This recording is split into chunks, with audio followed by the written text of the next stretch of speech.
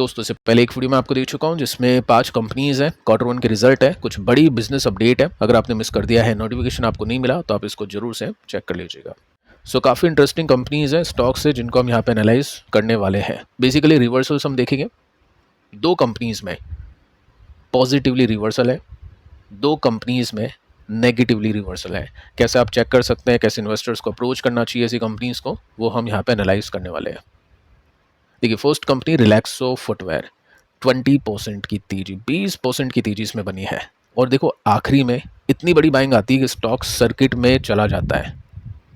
ये वही कंपनी है जिसमें इन्वेस्टर्स काफ़ी परेशान थे, स्टॉक क्रैश कर गया था 60, 70, 80% ऑल टाइम हाई से। नंबर्स का अता पता नहीं था, मार्जिन्स का अता पता नहीं था, गाइडेंस काफ़ी ख़राब थी।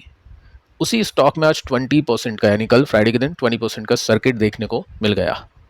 वैल्यूएशन देख सकते हैं 61 की है। डिविडेंड यील्ड कुछ खास नहीं है, 10,000 करोड़ का मार्केट कैप है। तो फर्स्ट हम ये देखते हैं कि नंबर्स कैसे गए क्वार्टर 4 में। तो क्वार्टर 4 का यहाँ पे ईपीएस का डेटा अवेलेबल नहीं है, लेकिन मैं आपको बताना चाहूँगा कि नंबर्स बहुत अच्छे थे। ईपीएस काफ़ी हैवी परसेंटेज के साथ में बीट कर गया था एस्टिमेट को। रेवेन्यू की बात करते हैं, 4% का जंप यहाँ पे आप सिंपली नोट कर सकते हैं। तो पिछले क्वार्टर में इन्वेस्टर का काफ़ी अच्छा कॉन्फिडेंस बिल्ड हुआ इस कंपनी में, क्योंकि नंबर्स बहुत कमाल के थे। नंबर्स कैसे थे आगे चल के अपन उसको देखते हैं। कल जो तेजी बनी है उसको टेक्निकल तेजी कहा जा रहा है। ऐसा क्यों? टेक्निकली रिबाउंड है क्योंकि दोस्तों कोई भी न्यूज़ या कोई भी अनाउंसमेंट कंपनी की तरफ से सुनने को नहीं मिला। प्योर टेक्निकल तेजी इसको मानेंगे। साथ में आप देख सकते हैं कि यहाँ पे शार्प वॉल्यूम इंक्रीज होते हुए दिखाई दिए हैं।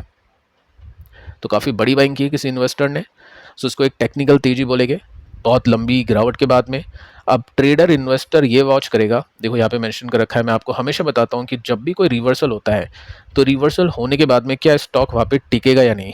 तो वो टिकना है ना, वो सस्टेन होना, वो सबसे इंपॉर्टेंट हो जाता है। तो यहाँ पे आप देख सकते हैं इन्वेस्टर अब ये देखेंगे कि ये जो लेवल है, ये जो मोमेंटम है, ये सस्टेन होता है, होल्ड होता है या फिर नहीं।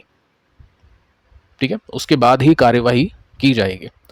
तो फर्स्ट आप देख सकते हैं सेल्स कैसी गई इसकी पिछले क्वार्टर में। ये हम वाइनवा बेसिस का डेटा देख रहे हैं। चलो, तो यहाँ पे सेल्स अटकी हुई है। ठीक है, कोविड के बाद से हम बोल सकते हैं 2020 के बाद से सेल्स के अंदर कुछ भी मोमेंटम नहीं रहा। उससे पहले आप देख सकते हैं जितना भी डेटा अवेलेबल है, यहाँ पे तेजी थी। साथ में प्रॉफिट को देख लेते हैं। प्रॉफिट तो सेल्स से भी ज़्यादा तेज बढ़ रहा था, 21 तक भी प्रॉफिट बढ़ा था। इंक्रीज आप देख सकते हैं कितना शार्प था, लेकिन उसके बाद से प्रॉफिट कंटिन्यूसली डिक्लाइन करने लगा और यहाँ पे 200 से लेकर 150 करोड़ की रेंज में अटक गया। पूरे फाइनेंशियल ईयर का प्रॉफिट पिछले का कितना है? 180 करोड़ के आसपास का है, जो कि 300 करोड़ से काफ़ी नीचे है। ये 300 करोड़ का all time high profit company का था, और उस समय कंपनी काफ़ी ज़्यादा वैल्यूएशन भी डिमांड कर रही थी क्योंकि अच्छी ग्रोथ थी। तो अब वो वैल्यूएशन भी गई और साथ में जो प्रॉफिट टूटा उसका भी हर्जाना स्टॉक को भुगतना पड़ा। अब देखो, सबसे काम की चीज़ आप यहाँ पे देख सकते हैं, ये मैं आपको रिजल्ट दिखा रहा हूँ QoQ बेसिस के, यानी क्वार्टर ऑन क्वार्टर बेसिस के। और ये जो रिजल्ट आप यहाँ पे देख पा रहे हैं, ये क्वार्टर 4 के हैं।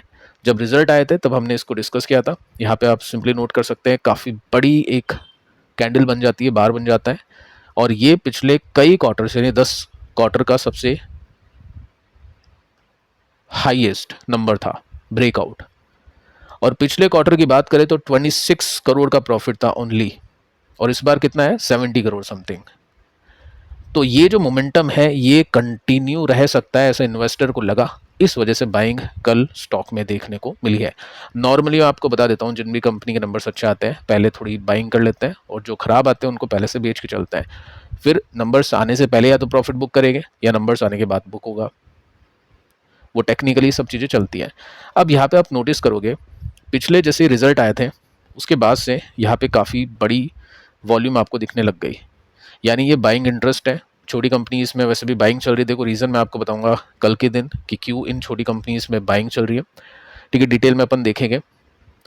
हुआ क्या है, यहाँ पे टेक्निकली एक रिवर्सल आता है, उसके बाद में रुकता है, ये ब्रेकआउट हो जाता है। टेक्निकली यहाँ पे एक रिवर्सल हो गया, उसके बाद में तेजी बनती है, स्टॉक फिर एक ब्रेकआउट करके फिर नीचे आता है, उसके बाद में फिर तेजी आती है। ठीक है, तो टेक्निकली स्टॉक काफ़ी स्ट्रांग है और नंबर्स अगर अच्छे आते हैं तो इसमें तेजी को सपोर्ट मिलेगा। अब क्वेश्चन ये है कि क्या ये जो तेजी बनी है सस्टेनेबल है या नहीं है, किसी को नहीं पता है। Q1 को पता है, वो अपन देखेंगे, लेकिन फिर भी हम अज्यूम करें तो यहाँ पे जो तेजी बनी है 31% की बनी है और ये जो तेजी बनी है 85% की बनी है। प्लस यहाँ पे जब स्टॉक ऊपर जा रहा था तो कुछ खास वॉल्यूम नहीं थे, लेकिन यहाँ पे स्टॉक जब ऊपर जा रहा है तो हैवी वॉल्यूम्स है। तो हम मान सकते हैं कि चांसेस काफ़ी हाई है कि स्टॉक का जो मोमेंटम है वो वापस लौटे। मैं ऐसे नहीं कह रहा हूँ कि ऑल टाइम हाई पहुंचेगा, लेकिन हाँ, जितनी परेशानियां थी शायद वो ओवर होती हुई दिखाई दे जाए। इसके बाद में दोस्तों नेक्स्ट कंपनी है तत्व चिंतन फार्मा। देखो, केमिकल जो कंपनीज है ना, एक साथ नहीं चलेगी, कुछ कैटेगरीज चलेगी, कुछ नहीं चलेगी, क्योंकि सबका जो बिजनेस क्लाइंट है वो अलग अलग होता है। तो डिपेंड करता है कि केमिकल कंपनी किस सेक्टर से बिलोंग करती है। तो आपको कंपनी टू कंपनी देखना पड़ेगा। यहाँ पे आईटी जैसे एक साथ चलता है, बैंक, फाइनेंस, ये सब चीज़ें यहाँ पे नहीं होगी। कंपनीज टू कंपनीज डिपेंड होगा सीन। तो पिछले क्वार्टर में नंबर्स अच्छे थे, ये बस एक क्वार्टर सही नहीं गया था, उससे पहले के कंटिन्यूसली अच्छे नंबर्स हम इसमें देख पा रहे हैं। तो नीचे से काफ़ी अच्छी रिकवरी हमने देखी रिलैक्सो की तरह। और रिजल्ट अगर आप देखोगे, इसके रिजल्ट आए हैं, इम्पैक्ट होगा मंडे के दिन, ठीक है, ये भी आप ध्यान रखो इसका। सेल्स कंपनी की 43% के साथ में बढ़ी है, प्रॉफिट कंपनी का 155% के साथ में बढ़ा है। तो 6 का प्रॉफिट 16 का हो चुका है, 10 का प्रॉफिट 16 का हो चुका है, क्यों वाई बेसिस पे, ठीक है। आगे चलते हैं। अब हम क्या करते हैं, इसके मार्जिन को देख लेते हैं। 19% का है, ठीक है, 15 के कंपैरिजन में अच्छा है, मार्जिन में कोई दिक्कत नहीं है। अब हम क्या करते हैं, इसमें गाइडेंस को देख लेते हैं। कंपनी प्लान करी इन्वेस्ट करने के लिए 200 करोड़ अगले 21 महीनों में। ग्रीनफील्ड स्पेशलिटी केमिकल प्लांट बनाने के लिए कैपेसिटी एनहेंस होगी, ठीक है। ये सब चीज़ें अच्छी है, अच्छी कमेंट्री इसमें देखने को मिली है। अब हुआ क्या है कि जैसे मैंने आपको बताया था स्टार्टिंग में जो डेटा दिया था नंबर्स का, यहाँ से नंबर्स अच्छे आने शुरू हो गए, स्टॉक चल पड़ा। लेकिन पिछले क्वार्टर में नंबर्स अच्छे नहीं थे तो स्टॉक में गिरावट आती है, फिर वापस से स्टॉक ऊपर जाने के लिए तैयारी कर रहा है, क्योंकि मार्केट को ट्रस्ट है, नंबर्स अच्छा आ सकते हैं। और ये जो क्वार्टर है आपको बता चुका हूँ, देखते हैं कैसे लगते हैं इन्वेस्टर्स को। तो फिलहाल आप देखोगे तो ये एक बेस बनता है, रेसिस्टेंस कितना दूर है, 12% है। ये वीकली चार्ट है, ये बहुत छोटा गैप आपको लग रहा होगा, लेकिन ये 12% का है। अगर ये रेसिस्टेंस टूटता है तो अगला रेसिस्टेंस कौन सा होगा, ये वाला, ये क्या था, सपोर्ट था। तो ये रेसिस्टेंस अगर बनता है तो ये 12% देने के बाद में 24% का गैप और क्रिएट हो जाता है, ठीक है। तो जो भी लोग देख रहे हैं कि नीचे से रिवर्सल हो, अच्छी टर्न अराउंड देखने को मिले, कंपनी में रीबाउंड कर रही हो, उसके लिए फिर आप ऐसी कंपनीज को देख सकते हैं। तो 2 कंपनीज अभी हमको ऐसी लग रही है, टेक्निकली फंडामेंटली रिलैक्सो और तत्व चिंतन फार्मा। अब 2 ऐसी कंपनीज को देख लेते हैं जिनमें नेगेटिवली रिवर्सल हुआ है। देखो, फर्स्ट कंपनी है वीनस पाइप्स। डरने की आवश्यकता नहीं है, यहाँ पे कोई मेजर नेगेटिव रिवर्सल नहीं है, लेकिन फिर भी हम इसको चेक कर लेते हैं। आपके कुछ क्वेश्चंस देखे मैंने पिछले वीडियोस में। 34 का पी है, 3000 करोड़ का मार्केट कैप है, छोटी कंपनी है, हाई ग्रोथ कंपनी है। तो फर्स्ट हम देखते हैं नंबर्स।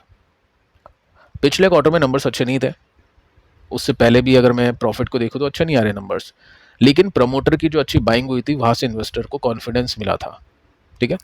यहाँ पे आप देख सकते हैं प्रमोटर ने अच्छी बाइंग की थी, उसी लेवल से सपोर्ट बना, थोड़ा नीचे गया था, उसके बाद में रिकवरी इसमें आ चुकी है। अभी आप देखोगे तो यहाँ पे जो रेसिस्टेंस था वो इसने तोड़ दिया है, और ये जो गिरावट आई है, ये गिरावट के पीछे का कारण क्या है। देखो, कोई न्यूज़ नहीं है, कल small and mid cap companies गिरी है, और जिन कंपनीज में नंबर्स अच्छे नहीं आने की संभावना है, यानी नंबर्स इतने अच्छे नहीं होंगे, उनके स्टॉक ज़्यादा पिटे हैं कल, अगर आपने नोटिस किया हो तो स्मॉल एंड मिड कैप्स में। तो उसमें से एक ये भी है। पिछले क्वार्टर में कुछ अच्छा परफॉर्मेंस नहीं था, स्टिल स्टॉक चले जा रहा है, चले जा रहा है। तो अगर इस क्वार्टर में नंबर्स अच्छे नहीं आए तो दिक्कत हो सकती है, तो इन्वेस्टर पहले से ही स्टॉक को बेच देते हैं। अभी हम देखें तो ऑल टाइम हाई के बीच में गैप है 42% का, लेकिन डिपेंड करता है कि नंबर्स कैसे आते हैं। तो मैं यहाँ पे इसको होल्ड की कैटेगरी में रखना चाहूँगा कि अभी कोई तेजी ना कोई मंदी, किसी का भी डायरेक्शन नहीं है, क्योंकि जब तक फंडामेंटल यानी Q1 के रिजल्ट क्लियर नहीं करेंगे जब तक कुछ खास नहीं है।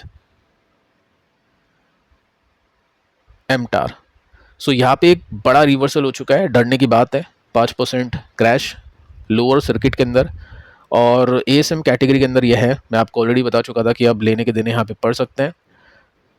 कुछ कंपनीज हैं टिकी हुई है अभी भी एएसएम में, जिसमें एक क्यूपिड है, एक कल्याण ज्वेलर्स है।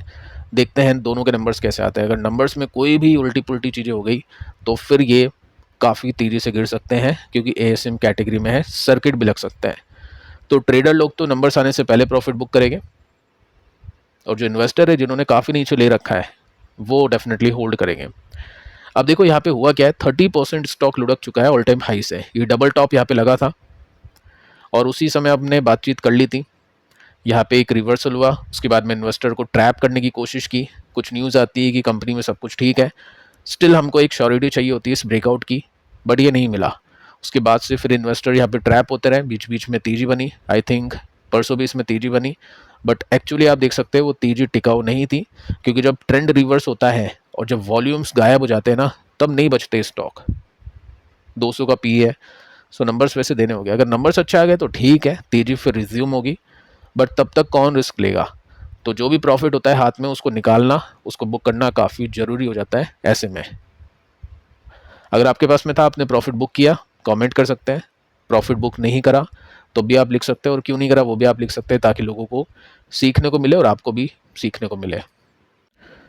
फिलहाल दोस्तों इस वीडियो में इतना ही, पिछले वीडियो को चेक कर लेना। मिलते हैं कल, तब तक के लिए शुभ रात्रि।